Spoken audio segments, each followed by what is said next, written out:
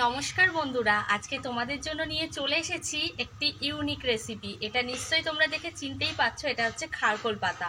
আর আজকে তোমাদেরকে করে দেখাবো এই খারকোল পাতার ভর্তা। তো চলো রেসিপিটা স্টার্ট করা যাক। আর রেসিপিটা শুরু করার আগে যদি চ্যানেলে নতুন সদস্য থাকো প্লিজ চ্যানেলটাকে সাবস্ক্রাইব করে দিও, আর যদি ভালো লেগে থাকে একটা লাইক করে দিতে ভুলো না। তো চলো রেসিপিটা স্টার্ট করি। এর জন্য আমি খারকোল পাতাগুলোকে ভালো করে ধুয়ে বেছে রেখেছি। এবার আমি ডাঁটা থেকে পাতাগুলোকে এইভাবে কেটে নিচ্ছি, কারণ এই রেসিপিটার জন্য শুধুমাত্র পাতাটাই দরকার। তাই জন্য পাতাগুলোকে আমি ডাঁটা থেকে ছাড়িয়ে নিলাম। এবার একটা পাত্রে আমি পরিমাণ মতো জল দিয়ে দিয়েছি, আর তাতে সামান্য লবণ দিয়ে পাতাটাকে বেশ ভালো করে একটু ধুয়ে নিচ্ছি। গরম জলে ধুয়ে নিলে এতে গলা ধরার সম্ভাবনাও থাকে না। এরপর আমি কড়াইতে দিয়ে দিয়েছি পরিমাণ মতো সর্ষের তেল। এতে ফোড়নে দিয়েছি হাফ চামচ পরিমাণ কালো জিরে আর 5 থেকে 7টা কোয়া রসুন, আর দিয়ে দিয়েছি একটু ঝাল হওয়ার জন্য বেশি পরিমাণে লঙ্কা।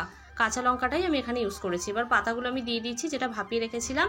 এর মধ্যে দিয়ে দিয়েছি পরিমাণ মতো লবণ, হাফ চামচ হলুদ গুঁড়ো দিয়ে এবার নেড়ে চেড়ে ভালো করে আমি এটাকে ভেজে নিয়েছি। নাড়াতে নাড়াতে তোমরা দেখতেই পাবে পাতার পরিমাণ অনেকটাই কমে গেছে। এখানে আমি 3 আঁটি খারকোল পাতা নিয়েছিলাম, যেখানে সেটা কিন্তু 1 আঁটির পরিমাণ হয়ে গেছে। এবার আমি কড়াই থেকে নামিয়ে শাকটাকে ভালো করে ঠান্ডা করে নিয়েছি, আর তারপরে মিক্সিং জারে এটাকে পেস্ট করে নিয়েছি। পেস্ট করে নিলেই তৈরি হয়ে যাবে খারকোল পাতার ভর্তা। এটা কিন্তু গরম গরম ভাতের সাথে খেতে দারুণ লাগে। তোমরা বাড়িতে ট্রাই করে দেখো। আজকে যেভাবে তোমাদের রেসিপিটা দেখালাম সেভাবে ট্রাই করলে গলাও ধরবে না, আর খেতেও দুর্দান্ত হবে।